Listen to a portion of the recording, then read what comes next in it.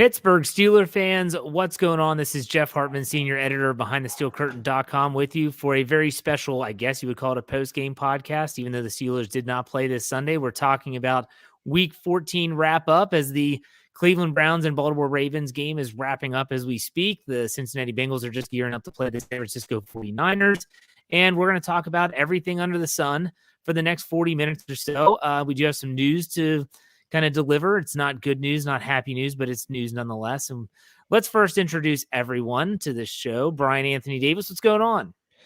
Good to be here, fellas. It is a special no-game edition of the post-game show with the Steelers already going on Thursday night. I'm glad to be here. I had some free time today to not be nervous about the game, to not have to worry about working throughout the whole game and try to clean up. And then I found myself entranced in Ravens Browns. I haven't watched a second of that game or a second of any football. I was traveling all day today, coming back. I went to Wheeling this past weekend, so I was on my way back. Had to have my wife put in my FanDuel lineup while we're driving. You ever know how difficult that is to explain to your wife what FanDuel is and then try to maneuver like she's trying to talk me? I'm trying to talk her through the app. Anyways, Dave Schofield, welcome to the show. Hey, how's it going? I've been following some football here, but man, these games, none of these games in the early window were very close, but man, the Baltimore did come back and make it close. But I still want to know if, are Ravens fans as upset as what Steelers fans were when Baltimore was down 15 in the fourth quarter and scored a touchdown and went for 2 the first time and didn't get it. Because that's exactly what happened with the Steelers. And a lot of people were pretty, knocking that decision. I don't know if they're going to get the same, but it's football that's on. But man, I can't wait for next weekend. Bryan, let's talk about this Ravens-Browns game briefly. So news, obviously Lamar Jackson leaves with an ankle injury. Does it look to be significant? Yeah, you know what? At first they were saying, well, he may come back in this game, and they waited until after halftime to say that he is out. It's an ankle, and you know what happens with ankles. They sometimes they take some time. With he being a running quarterback, that's just it just depends. But that takes away a lot of the special that comes with Lamar Jackson being able to cut with that ankle. He might not be able to do what he's going to do. I think there's going to be a good bit of, I don't even know his name. Taylor Hundley, Ty Hundley. Yeah, Tyler. Hundley, okay, I was way off. I'm not going to pretend that I know. Samsonite, I was way off. Swimmy, Swanson. There was a point where they said, well, if something happens to Hundley, that Sam Cook will come in. And 39-year-old Sam Cook, that's what I wanted to see. Yeah, that's true. Dave, any other notes that fans should know if they didn't watch any of the game like me? Baker Mayfield left for a little while because he got dropped on his shoulder, but then he came back in. But the Browns might have won by more if he would have stayed out. You just never know. But I'm more concerned right now. I'm like, why is Bryan covering up his illustrious hair with a hat? I don't get it. I have to cover my bald head, but Bryan's yellow. Oh, it's a visor even. Okay, there's the hair. Just making sure. Super Bowl 14, baby. Rams Steelers, Pasadena. There you go. Is that better? Yeah, I guess. I don't know. All right, we wanted to wait a few minutes to try to get as many people into the live chat as possible because right now, you might be listening to this on the podcast side and being like, what are they talking about? Well, our live chat for YouTube is a very active community. It's funny. We always talk about how when we start shows, no matter what show it is, the first half of the show is nothing but people saying hello to one another. Oh, hey, welcome back. It's like a little bar. It's like our own little cheers, a virtual cheers for Steelers fans. And we got some sad news over the weekend. I'm going to throw it over to Dave and let Dave kind of do some explaining from here. I got an email. I know Bryan also got an email, but I got an email yesterday. Kind of hit me a little bit hard, but we wanted to wait and do something and say something now about this because you all, as Bryan said so many times, you all are like family to us. We look for people there. When someone's not there for a while, we're like, oh, I wonder where so-and-so's been. And a lot of times you all ask about each other. And this is someone who has been asked about in the live chat before. I got an email. The email came itself from the account of Dennis Sheridan. And it says, "Hello, Dave. This is Dennis's wife, Lana. I don't know how well you knew him, but wanted to let you know that he passed away quietly at home last Sunday. He had recently been diagnosed with cancer. Signing off for Dennis with all good wishes, Lana." So we lost one of our family members here in our community that was joining us. We always, oh man, my brother always got a kick out of Dennis and some of the stuff he would drop in the live chat. A lot of times, there'd been a lot of times where Big Bro would say, "All right, Dennis had the comment of the night." But we're hoping that it was last Sunday that he passed away. Hopefully, maybe he got to go out. Maybe got to see some of that Steelers victory. We don't know. I like to hope that Dennis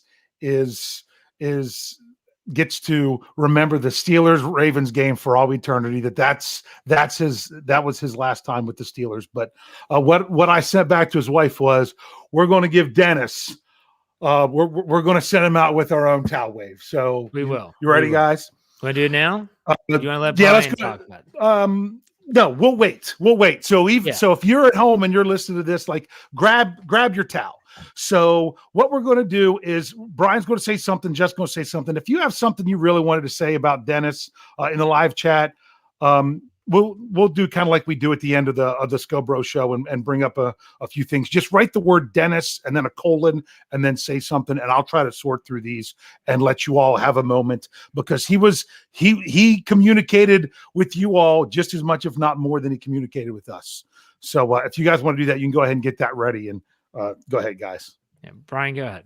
So Dennis was a Northern California guy. I don't know where originally he was from, but I know he was living in San Francisco when he was on the show. And he kind of liked when we went on at 5 o'clock, when Tony and I would go and do the show at 5 o'clock, because we weren't interrupting him getting ready for dinner and cooking dinner.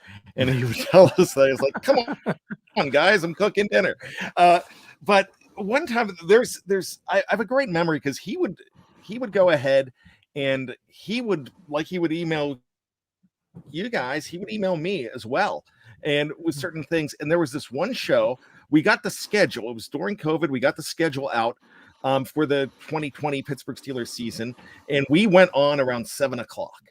And it was a beautiful day here. My kids were in rare form. They were running through, they were yelling, and they started arguing. And Jeff's like, "What is going on in your house?"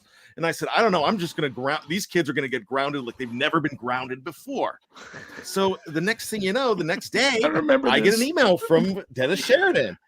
And Dennis is like, "Bryan, I heard what you said about grounding your kids. Remember, they're just kids, and cherish them and cherish the noise now, and don't be too hard on them." So they didn't get grounded, and but I thought about that, and I messaged him back and I said, "Thanks, you're right." And he would always correspond with us.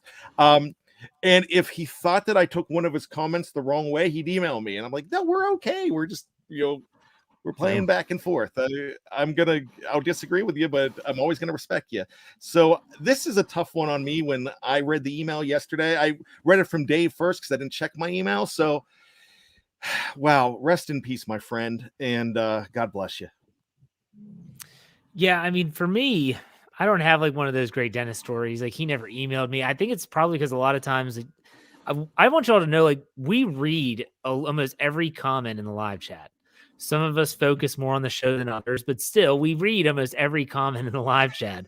And so there's certain names that you know, and Dennis Sheridan was one of them. And when his little logo would pop up, you recognized who it was. You have to kind of tell there was going to be that comment, and it might stir up some dust. And that was okay to Dennis. But anytime, like, I think about all these people that, are always in our live chat, like every single show. And if you lose anyone, it's going to be sad. It's sad. And like Dave said, when I first got the email, Dave sent us a screenshot. I had to go back and read it again. I was like, okay, he passed last Sunday. And all I could think about was, my gosh, I hope he got to watch the Steelers beat the Ravens 20-19. And then what a way to go if that was the way to go. And if not, I guarantee you Dennis was up there twirling that terrible towel, talking some trash. It would have been very fitting. So like Dave said, if you are someone that has a message about Dennis that you'd want to share, if not, like that's fine. You don't have to. Just type in all caps Dennis : and what you'd want to say. Like Big Bro Sco, rest in peace, Dennis. I'll miss your comments on our show. Always made me laugh. Absolutely. Do that. Mark Davison, rest in peace to Dennis, a BTSC legend. Shows you how close our community is and the impact we all have with each other. It is a community. It is a family. Like people will talk about other podcast platforms and stuff, but you know what? I think ours, that's what separates ours from everyone else. At least that's what we hope for. Tyler W. BTSC will miss you, Dennis. We are one Steeler family. Absolutely.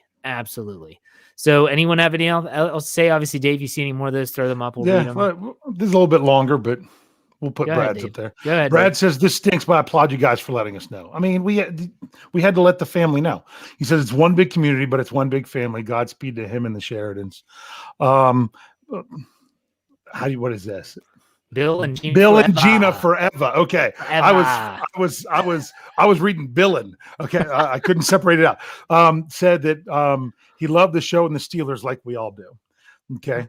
Lots of people just offering, condolences, rest in peace, and things of that nature. Micah says, may he find that rest in black and gold hearts.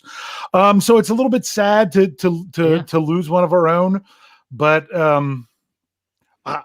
the last email that I got from Dennis before this one from his wife was after a Scobro show, and it came right after the show, and I read it to my brother while we were still talking, where he wanted us to know that he was available for guest appearances in case we ever needed him. And I actually said that to my brother, and I'm like, oh man, I would love to have Dennis on like in the off season. Unfortunately, I didn't know that we weren't going to have that much time left with Dennis, so that's real unfortunate. But he was always a great guy. But I don't know about you guys. I'm ready to send him off with the towel tomorrow. Absolutely. He would want it that way.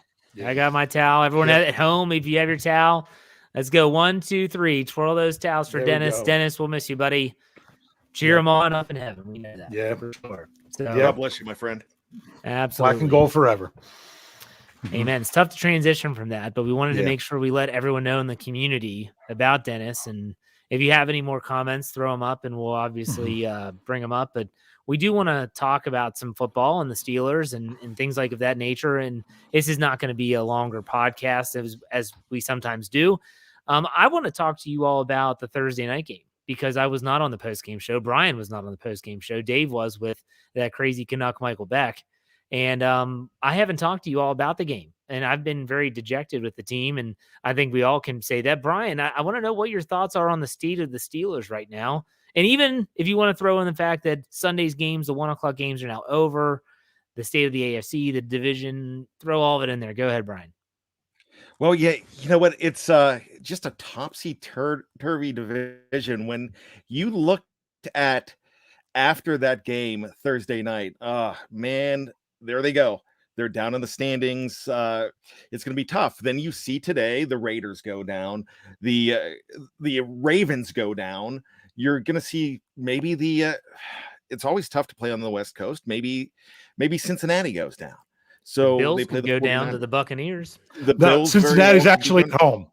Cincinnati's at home. Oh, yeah. So it's a 4. They just did a later start time with it being there. Yeah, that one's at home. I was questioning that when I was saying it. Bryan. But so it could really change. But I'm watching that game. I was just going to say it was the Donnell Hunters on the West. That's exactly what I thought of. I thought it was Donnell Hunter right away. Well, you guys are experts, and I'm here for comic effect. No, we are not experts. I am no expert. I don't blame you at all, Bryan. I love it. You embrace it. You got a 425 start out. I thought I had to change it in an article. I had them written where they were out there. It was only because I had to change it that I knew. So yeah, it's crazy, but we love you, Bryan. Oh, well, thank you. So, I'm watching that game the other night, and for some reason, I'm like, they're not done. They're not done. Then it gets to 29. I'm like, oh my God, they are done. And then things start happening. And then here and there, next thing you know, they have got a chance. And you can blame it all on Chase Claypool, like a lot of people want to do it. Don't. He's still mad at him. but don't. You could blame it on the defense. You could probably do that. You could blame it on the coaching staff. Blame it wherever you want to blame it. But there were a lot of bright spots to come out of that. And, I'm a homer, so I'm going to say some things like that. Just like when you're watching a game with Al Michaels and Chris Collinsworth, and it's 29-3, even though 29-0, even though they weren't calling the game. And they always say, oh, hey, they're starting to fight back just to keep you on. Okay. They're doing that just to keep you on. And the NFL lately, it's crazy. Every single primetime game, and I'm not kidding, every single primetime game, it could be a blowout, and it seems to somebody's catching up. And there's really weird penalties that come in there. And then all of a sudden I see across my screen from NFL Network or Google or whatever, it'll say Steelers Vikings heating up. So everybody goes back and it just seems to heat up. It's ending up being good television. So I'm not making a claim about that. I'm just like, wow, here they come. And then they started getting some gift penalties here and there. Some of them were earned. Some of them were a little bit on the Steelers side, but it just seemed to be a game that you're like, all right, Ben's fighting for this team's life. Najee Harris is fighting for this team. And even Akello Witherspoon is fighting for this team. And you see it happening. You're like, wow, there is some fight left in these guys. And I remember seasons like 1984 that you guys were way too young for. That was a 9-7 team that I was in high school. Well, Jeff was 2. Yeah, Jeff was 2. What year? You weren't in high school. 1984? I thought you said 94. 84. Man. 84. I thought you said 94. Tony Defio I thought Bryan said 84. I was 1, by the way. Oh, I thought you said 94. That was me, my fault. High school in 84. That was my fault. I was going to say, but you were almost 2 because your birthday's in February. But Tony Defio and I always talk about this being 84 being one of our favorite seasons. And it was one of those times where they just fought and fought and fought. And they made it to the AFC Championship game. This is a better team than that 84 team. We've seen other teams fight and go. And this is really... I said 84. Yeah, I have no idea. I'm not crazy. Going back, and I'm going to. I heard 84. I got Bryan's back. I heard 84. Well, thanks. I'm just happy I'm not alone. I wasn't the only crazy one. 94, they were great. So yeah, I mean, yeah. But anyway, and they made it back to the to 84 AFC Championship game that year too. Yeah. Well, you know what? 84, 94, 04, they made it to the championship game. It's not in 14. Can't wait for so. Okay, I was going to say can't wait for 24. Yeah, let's get 24 in here. But I just like the fight in this team. Everybody, nobody's complaining about Ben Roethlisberger's performance in there. There's some growing up that this team still needs to do, and I hope that's what they're looking at the last 4 games of the season. I think a lot of these games are winnable if they clamp it down and just are all on point and not with dumb, selfish mistakes. The toughest game is Kansas City in week 16, excuse me. But after that, I'm really excited about this.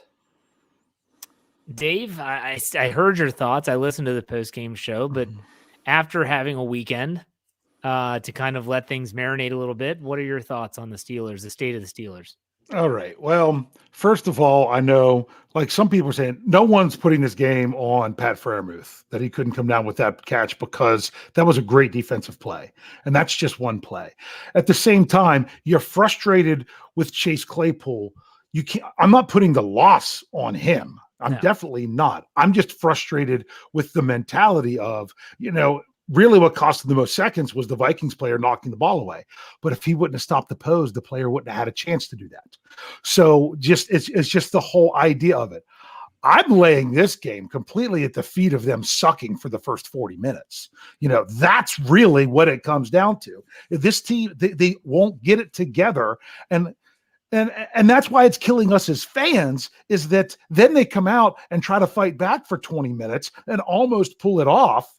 and show us what they're capable of doing, when really I'm frustrated that they didn't do that for the first 2/3 of the game, that they waited until the final 20 minutes to then, now let's come out here and play hard.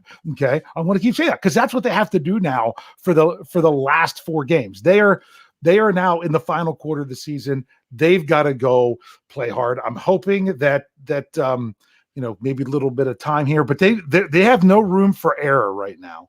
They've got no room for error. They just got to go out and take care of business, but they keep showing us the potential. Well, I don't even want to say the potential, the possibilities, the possibility of what they can do and these things that they can pull off. They just need to be consistent with it. Yeah, I feel like, the Chase Claypool, this is an article I want to write for the website, BehindTheSteelCurtain.com, which is your one-stop shop for all things Pittsburgh Steelers. Got to throw that in there. But nice. The Claypool stuff is nothing but a distraction from what's really ailing this team. And what's ailing this team is that, my goodness, they allowed Dalvin Cook to rush for 200 yards. But yeah, they can't stop them run. And they allowed Ben Roethlisberger he looked like a piñata at times, getting hit around like crazy. We haven't seen Ben get hit like that in a long time. And he'd been taking some sacks, but not hits like that. I mean, there's a difference, in my opinion, too. Ben's rolling away and he kind of gets taken down, but they're kind of just laying him down on the ground. He was getting pummeled. Like, there's a big difference. And so the one thing that sticks out in my mind is that everyone keeps saying the same thing. They said it after LA, the Chargers game. They're saying it already. If the Steelers can just pick up where they left off, well, guess what? They're not going to. They're not going to. Doesn't mean they're not going to win, but they're not going to come out guns a-blazing. I'm not sure what it is about this team that just seems like they can never come out of the gate looking strong for any type of level of, they did it against Green Bay. Like, they scored on the opening. They had that nice 50-yard pass to Deontay Johnson for a touchdown. It wasn't sustainable. They weren't able to sustain that. I'm not sure what the issue is with this team. They still are longing for that golden goose, which is that complete game, the game where they play well on offense and on defense and at the same time, and it not just being sporadic here or there, farts in a skillet, as Randy Fiedner would say. So it's tough. This is a tough spot to be in. But like Bryan said, and the eternal optimist in me, is that this team's not done. They're not done. Like, they literally are not done. This topsy-turvy AFC, who knows what's going to happen between the Bengals and the Niners. If you're listening to this on a podcast, it probably already happened, in which case, know that it wasn't done when we were recording. But still, my goodness, this team is still alive. Somehow, some way, this team is still alive. It's insane to think about, but they are. Here we are.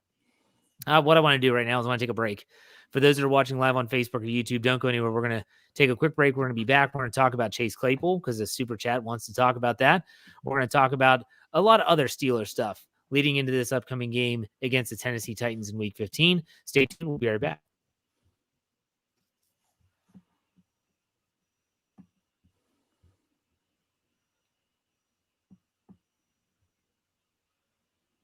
All right, Pittsburgh Steelers fans, welcome back to the second part of this no-game post-game show with myself, Jeff Hartman, Dave Schofield, and Bryan Anthony Davis. We were kind of talking about after this weekend, letting the Steelers loss on Thursday night kind of, linger a little bit if it's changed anything. Well, let's talk about this. Connor Eddy gives us $1.99. We appreciate that. He said, is Claypool going to be a problem in the future? Chase Claypool has he's been through the ringer. Whether it's Tony Dungy putting together clips of Larry Fitzgerald and how he places the ball in the final 2 minutes compared to, what he did, Claypool did. Is this guy going to be a problem in the future? Because I'm going to be honest, before I throw it to you all, my biggest issue was not what happened at the end of the game. It was the stupid personal foul. Like, he cannot get that out of his system. And where he had to, push the guy's helmet. Like, that's the crap that are you going to learn or listen because you've already been benched once? He's been fined a couple times already this season. Bryan, I'll throw it to you. Is this going to be a problem in the future, or is this something that can be fixed? It's definitely something that can be fixed if the team makes a positive effort to try to fix it. If Chase Claypool is one that will try to learn from this. I mean, he came out the post-game conference. I have to be better. Is that just lip service, or now that all eyes are on him? And that's a primetime game. All eyes are on this guy. And you're now in a situation where man, that was egregious. That was really bad. What you just said, Jeff, he went ahead and that personal foul was ridiculous. And we saw it right away. And you knew that there wasn't going to be a chance.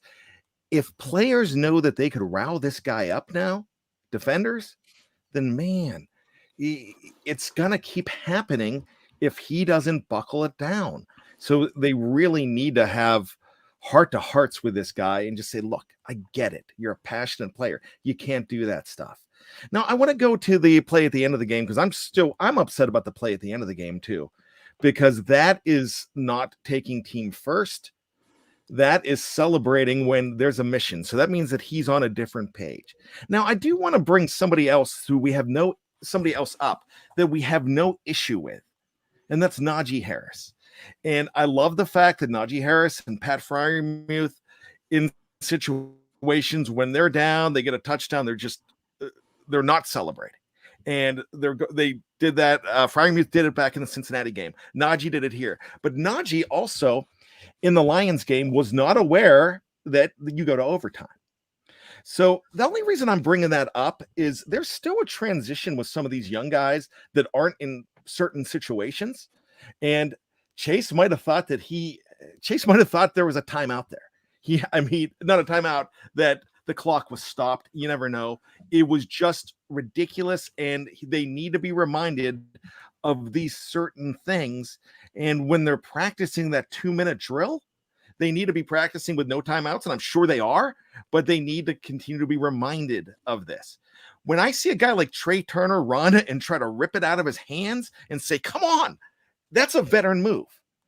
So the veterans cannot distance themselves from these guys. They've got to continue to put their arms around shoulders and say, that's not how we do it in the NFL. Dave, what are your thoughts on Claypool? Is that he could be a problem in the future? I think Bryan brought up a really good issue, is that if teams know that there's a player that you can get in their head, they're going to get in your head.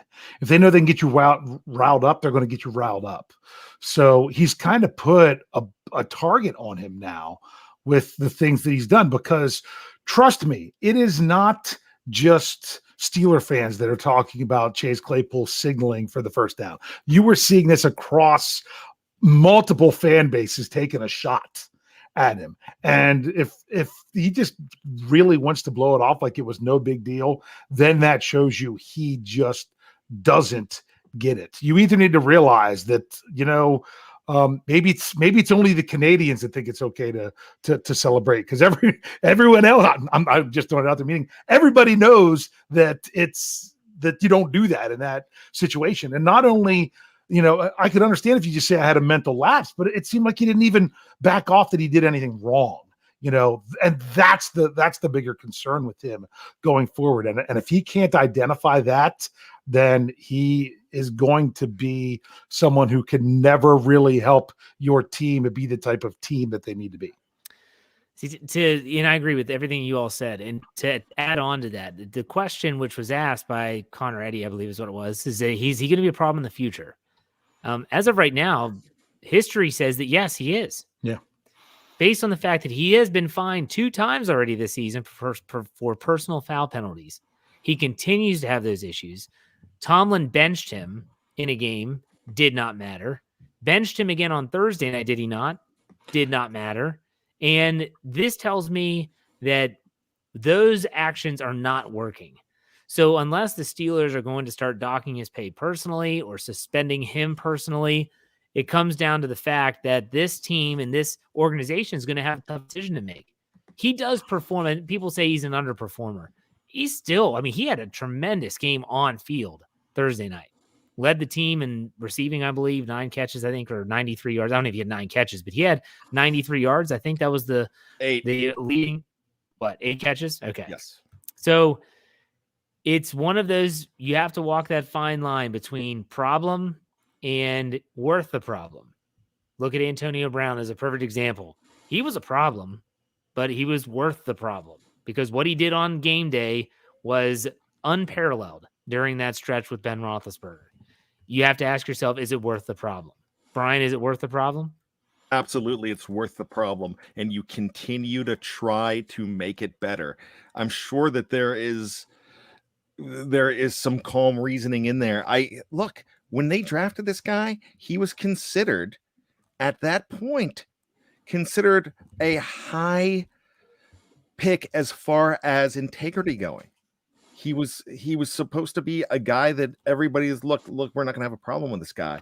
And comes to the pros, some things change a little bit. It's now you're a in the pros, you're a big fish now on the team, and sometimes you think you get away with it. We saw Ben Roethlisberger do a lot of maturing, where he had a lot of teammates, shaking his head on some of his antics and his attitude. And now, when this is getting into game situations, the team has a chance to help him along with this. Don't give up on the guy, but he's worth a problem right now, just like Antonio Brown was, until it got really weird. It got really weird really fast with Antonio Brown. Ronald Ocean. Dave, what do you think about Chase Claypool? Is this going to be, think about, is it worth the problem? Is it worth the headache? Or do you cut ties with this kid and try to trade him? There's someone that would trade for him, I'm sure. And what are your thoughts? What would you do? I don't think that he's a lost cause. I think he's a work in progress.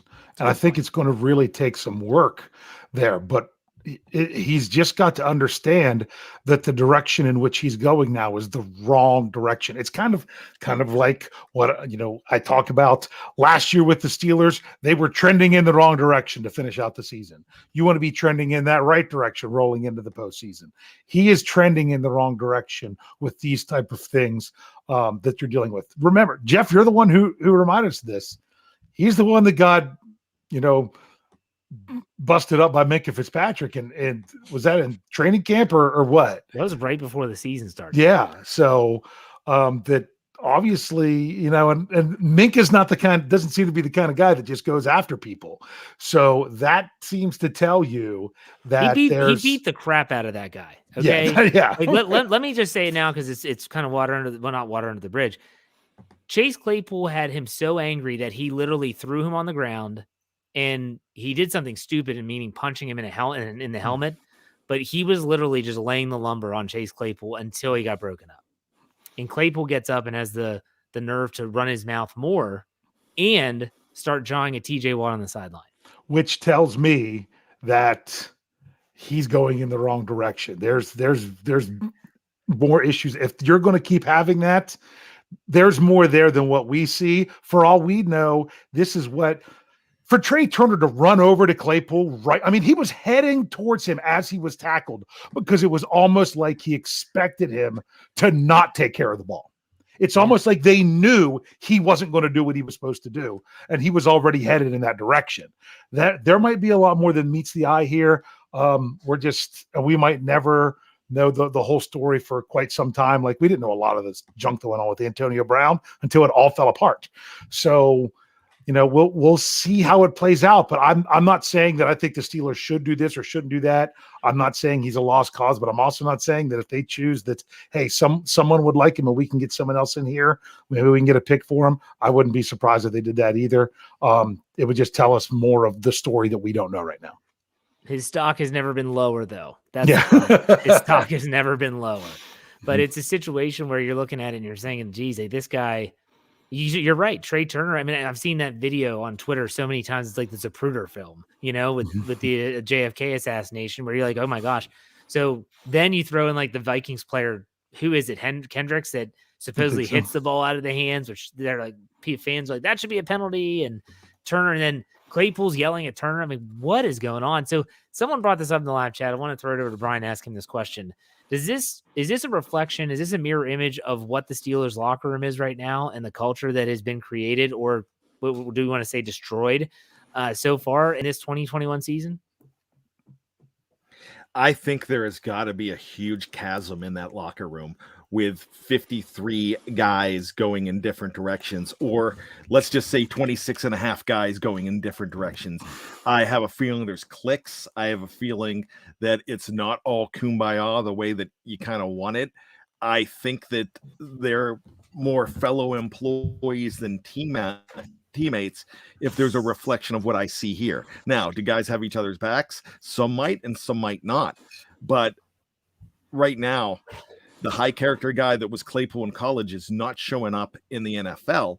And like Dave said, like I said, we're not ready to give up on the guy, but there might be some distance in that. And we saw that happen with Ronald Ocean, with Mr. Richard Gummies, with whatever you want to call him, with all those different, all that Mr. Big craziness. Chest, Mr. Big Chest. Mr. Big Chest. I forgot about Mr. Big Chest.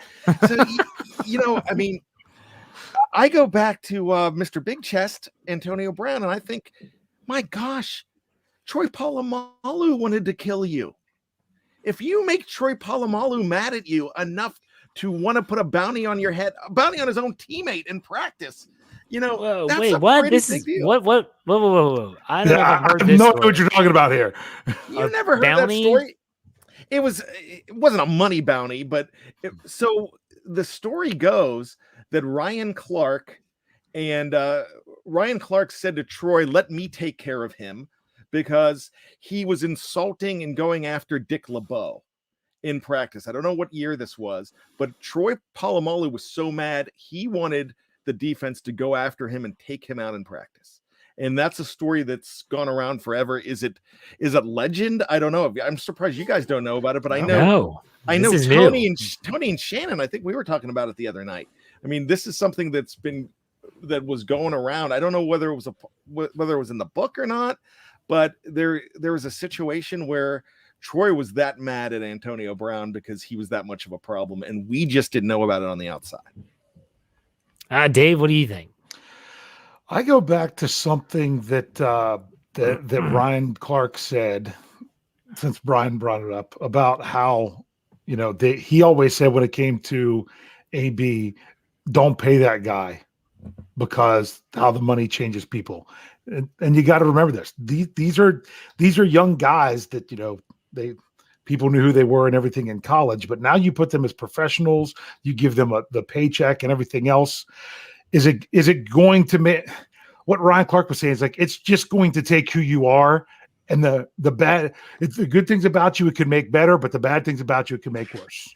And that's something that you also have to remember here going forward, that the Steelers are going to have to evaluate. I mean, man, if you take a guy that was known as a high character guy and then you're having problems with him, I mean, it's not like I don't think they did their due diligence. It's just, man, it is what it is. Yeah, I mean, the fact that we're having these conversations, then you throw on the fact that they can't stop the run. I mean, Dave, when was it? Wasn't it like week 6 or 7? They were still a top 10 rush defense. Oh yeah, they now were. They're in like the bottom 5 of the NFL. I think I did it for Let's Ride for Monday. They have given up. They average 139.5 now per game on the ground, giving up. Like that's astounding. Remember back in the days where they didn't give up 100 yards in a season? Yeah, maybe like once in those early 2000 defenses. It's a long way from that. So, all right, let's finish. We didn't want the show to be really long. Let's finish it up with what we think heading into this week 15. What are your thoughts about the team? I'm going to go as far as to say I think this is the week that Joe Hayden might return. In my opinion, if he doesn't return this week, he might as well be done for the season. I just feel like he's missed practice after it was before the Bengals game.